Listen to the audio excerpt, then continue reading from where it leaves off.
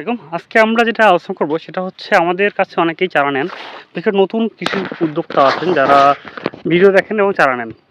তাদের টাকা পয়সা আছে বা নতুন ইয়াং ছেলেপেলে আছেন। তারা চারা নিয়ে তারা মনে করেন যে আমি হচ্ছে ৫০-৬০টা চারা নিয়ে বা এক বিঘা জমি চারা লাগাই আমি বড়লোক হয়ে যাব। কিন্তু আসলে বাস্তবতা হয় ভিন্ন কিছু ব্যাপার। কীরকম বাস্তবতা? চারা নেওয়ার পরে চারা নেয়, চারা নেওয়ার পরে লাগাই দেয়, তারপর খোঁজখবর নাই, চারা ৫-৬ দিন পর মারা যায়। বিভিন্ন রোগ আসে। আসলে এটা বাস্তবতা। কারণ এটা হচ্ছে লিভিং প্রোডাক্ট, জীবন আছে। এই যে আমাদের চারাগুলো অর্থাৎ মরিচ, বেগুন, টমেটো, পেঁপে থেকে শুরু করে প্রত্যেকটা কৃষি পণ্য কিন্তু একটা তার জীবন আছে, তার জীব, তাই না? জ্বর যদিও না, তার আসলে প্রাণ আছে। তাই এরা প্রতিনিয়ত এর একটা রেসপন্স করে। আর আমরা যদি শুধু লাগানোর পর থেকেই তাকে আমি প্রপার যদি কেয়ারটা না করি তাহলে কিন্তু হবে না। আপনারা অনেকেই জানেন যে গাছের জন্য মৌলিক খাদ্য উপাদান কয়টা? ১৭টা, তাই না? Carbon, hydrogen, oxygen, nitrogen, phosphorus, potassium, sulphur, iron, manganese, molybdenum, এরকম অনেকগুলো উপাদান আছে। যারা কৃষি নিয়ে পড়াশোনা করছেন বা বিজ্ঞান নিয়ে পড়াশোনা করছেন তারা অনেকেই জানেন। আর যারা জানেন না তারা জানার চেষ্টা করবেন, আমাদের কাছে সব কিছু অ্যাভেলেবল। তো যেটা বলতে চাচ্ছিলাম সেটা হচ্ছে গাছকে খাবার দিতে হবে। আমরা যেমন ছোটো বাচ্চা যখন জন্ম নেয় বাচ্চাকে দুধ দেই, তারপর আস্তে আস্তে লিকুইড খাবার দেই, তারপর আস্তে আস্তে সলিড খাবার দিই। এরকমভাবেই গাছের ক্ষেত্রে গাছ যদি একটা ছোট থেকে আস্তে বড় হয়, কারণ আমরা যে চারাগুলো করতেছি এখানে দেখেন, আমাদের এটা হচ্ছে এই চারাগুলো হচ্ছে বেগুনের চারা। এটা দিয়ে একদিনে বড় হয় নাই। এটা প্রথম ছিল একটা বীজ থেকে আমরা আস্তে আস্তে ট্রের মধ্যে দিয়েছি। তারপর এটাকে প্রতিনিয়ত একটা কোকোপিটের মধ্যে, কোকোপিটটা খাবার এখানে মেইনলি, তা কোকোপিটটা খাবার দেওয়া হয়। এখানে অলরেডি গোবর, জৈব সার থাকে। তারপর বিভিন্ন ধরনের বোতাম দিই আমরা, যেমন জিপসাম দেই, তারপর হচ্ছে এনপিকেএস দেই। এগুলো কিন্তু খাবার ওখান থেকে কালেক্ট করে নেয়।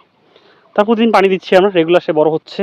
আস্তে আস্তে সে একটা বীজ থেকে চারা রূপান্তর করছে, সুন্দর শিকড় আসছে। এই চারাটা কিন্তু আপনি কোথায় দিলেন? আপনি হচ্ছে মাঠে আপনি লাগাইলেন। আমরা এই চারাটা বিক্রি করতেছি, আপনি এই চারাটা নিচ্ছেন। এরপর যদি আপনি মাঠে রেখে দেন, আর এখানকার যে একটা ইনভারমেন্ট, মাইক্রো ইনভারমেন্ট, যেহেতু আমরা প্রপার শেড রাখছি, ছায়া আছে, আমাদের পানির যে চ্যানেল সেগুলো আছে সুন্দর হবে, ইরিগেশনটা খুব সুন্দর হয়। কিন্তু আপনার ওখানে তো এরকম থাকে না। আপনার থাকে খোলা মাঠ, পুরো একদম ঠাডা রোদ উপর থেকে পড়ে যায়, ঠিক আছে, বৃষ্টি পড়ে যায়, এগুলোকে কিন্তু সারাই করতে হবে আপনার গাছকে। তো আপনারা কীভাবে করবেন তাহলে? তা আপনাদের প্রথম কাজ হচ্ছে কীভাবে আমরা গাছকে আসলে টিকায় রাখবো। যখনই আপনি একটা চারা নিয়ে গেলেন তখন প্রথম কাজ হচ্ছে আপনার চারা রোপণের পরের দিনেই ছত্রাকনাশক একটা স্প্রে করবেন। যেমন রিডোমিল গোল্ড আছে, ম্যানসার আছে। রিডোমিল গোল্ডটা সবচেয়ে ভালো হয়, এটা কম পাওয়ারফুল থাকে। এটা ১ লিটার পানিতে ২ গ্রাম হারে স্প্রে করে দেবেন লাগানোর ৩ দিনের মধ্যে, বিকালবেলা, ঠিক আছে? সব ধরনের ট্রিটমেন্টগুলো করবেন বিকালে অথবা সকালে। সকাল হলে যখন সূর্য ওঠেনি তার আগেই, মানে সকাল ৬-৭টায় শুরু করবেন। আর যদি বিকালে করেন সেটা হচ্ছে সূর্য বেলার পড়ার পরে, মানে ৪টা-৫টার পরে করবেন।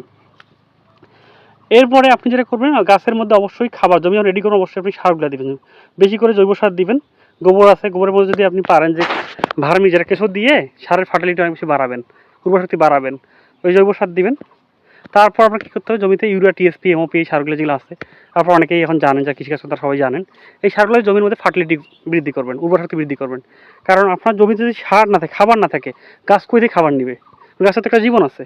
তা প্রথম কাজ কি আপনার জমির মধ্যে খাবার রাখা, তাহলে গাছটা ইজিলি বড় হবে। আর যদি খাবার প্রথমে কম দেন তাহলে পরবর্তীতে কী করতে হবে, খাবার দিতে হবে। এই জায়গাটা রোপণ করার পরে ৫-৬ দিনের মধ্যে আপনাকে বাজারে এনপিকেএস পাওয়া যায়, বর্তমান বেশ ভালো একটা একটা পণ্য আর কি, ন্যাশনাল এগ্রিকালচারে, এটা আপনি দিতে পারেন। এরপরে পর্যায়ক্রমে ১০ দিন ১৫ দিন পর পর জৈব সার বেশি বেশি দিবেন এবং ইউরিয়া, টিএসপি, এই সারগুলো বেশি বেশি দিবেন। প্রত্যেকটা হার আছে, যে এই হারগুলো জানার জন্য যারা অভিজ্ঞ কৃষক আছে ওদের শরণাপন্ন হবেন অথবা আমাদের কিছু যোগাযোগ করবেন। এবং তারপর পর্যায়ক্রম হবে ছত্রাকনাশক, তারপর কীটনাশক, কারণ পোকা আসবে, ঠিক আছে? এই রোগের জন্য প্রতিরোধ ইউজ করবেন। আর যদি গাছ আপনার ভালো থাকে তাহলে আপনার কিন্তু রোগ কম হবে। আমরা যেমন বলি যে একটা সুস্থ বাচ্চা কিন্তু যে পরিমাণ আস্তে বড় হয়, সেটা সুস্থ বাচ্চা এভাবে বড় হবে না। ওষুধ দিয়ে কখনোই কিন্তু আপনি গাছকে আপনার ভালো ফল আনতে পারবেন না। আপনার প্রথম কাজ হচ্ছে গাছকে সুস্থ রাখা। যেমন একটা সুস্থ বাচ্চা থেকে যেরকম ভালো একটা আউটকাম আসবে, ফলাফল আসবে, সে ভালো একটা স্টুডেন্ট হতে পারে, সে ভালো একটা কাজ করবে। তা কিন্তু যে একটা অসুস্থ বাচ্চাকে আপনি যদি যতই ওষুধ খাওয়ান সে কিন্তু সুস্থ হবে না। তা আপনার কাজটা কি? আপনার কাজ হচ্ছে আপনার চারাগুলোকে সুন্দরভাবে বড় করার চেষ্টা করা। এই জন্য বেশি বেশি খাবার দেওয়া, বেশি বেশি বলতে অপটিমাম লেভেল, যে লেভেলটা আসলেই দরকার ওই খাবারটা আপনি দিবেন। এটা ঠিকঠাক করবেন। যদি অতিরিক্ত রোদ হয় তখন বিকেলে একটু পানি দিবেন, পানি ঠিকঠাক রাখবেন, পানি বেশি আছে কিনা, বেশি দেওয়ার পচানি আসবে। তাই প্রত্যেকটা লেভেলে পানির ব্যাপারটা, খাবারের ব্যাপারটা ঠিকঠাক রাখবেন। এবং প্রতিদিন কমপক্ষে ২ বার আপনি আপনার খেতে যাবেন। এবং যদি সমস্যা হয় আপনি বেসিক জ্ঞানগুলো নেবেন, যার কাছ থেকে পান আমাদের কাছে নিতে পারেন, লোকাল কৃষক থাকতে পারে বা কৃষিবিদ থাকতে পারে, ওখান থেকে আপনি ম্যানেজ করে নিতে পারেন। আর এরপরে আপনার যদি একান্তই কোনো সমস্যা না, যদি আপনি সমাধান করতে না পারেন আমাদেরকে বলবেন, আমরা আপনাদের প্রপার ট্রিটমেন্টটা বলে দিব। ইনশাল্লাহ এবার কাজ করে থাকেন, আপনার ভালো একটা ফল পাবেন। আপনাদের হাত দ্বারাই শুধুমাত্র কৃষির উন্নতি সম্ভব। যতদিন পর্যন্ত তরুণরা এখানে আসবে না ততদিন ডেভেলপমেন্টটা হবে না। আপনাদের কাছ থেকে বিদায় নিচ্ছি, আজকে পর্যন্তই, ধন্যবাদ।